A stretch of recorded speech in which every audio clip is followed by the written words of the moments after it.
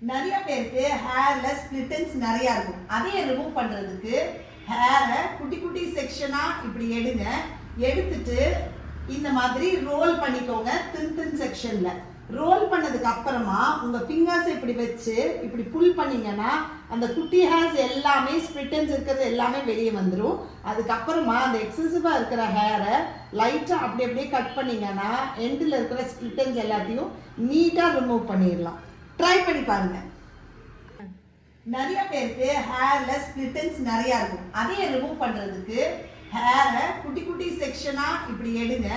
எடுத்துட்டு இந்த மாதிரி ரோல் பண்ணிக்கோங்க. தின் செக்ஷன்ல ரோல் பண்ணதுக்கு அப்புறமா உங்க ஃபிங்கர்ஸ் இப்படி வச்சு இப்படி புல் பண்ணீங்கன்னா அந்த குட்டி ஹேர்ஸ் எல்லாமே ஸ்பிளிட் எண்ட்ஸ் இருக்கிறது எல்லாமே வெளியே வந்துடும்.